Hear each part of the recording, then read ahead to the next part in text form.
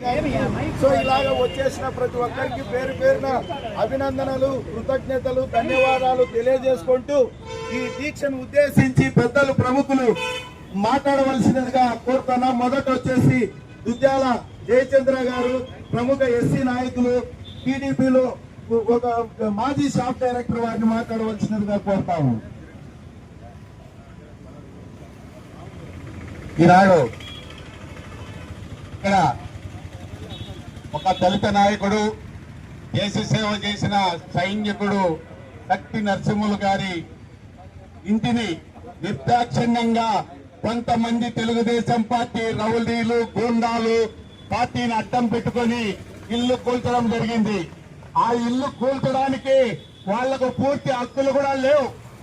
అందులో ఆయన సత్య నరసింహులు గారు నలుగురు కుమారులకు సమభాగాలుగా రాయిస్తే అందులో ఒక కుమారుడు వాళ్ళ బావకు అత్యవసరం ఉండి సంతకాలు చేయమంటే ఆయకం పెట్టారు ఎక్కడ సుబ్బారెడ్డి అనే వ్యక్తికి.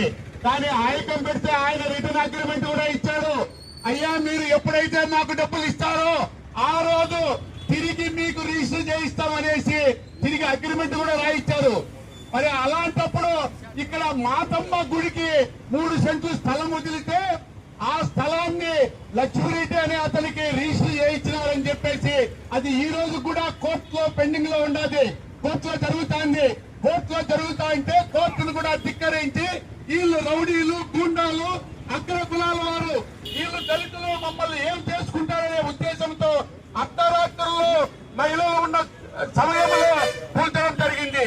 ఇలా కూల్చిన వారిని ఏ ప్రభుత్వమైనా అధికారంలో ఉంటే వాళ్ళ మీద పోలీసు వారి ద్వారా చర్యలు తీసుకోవాలి.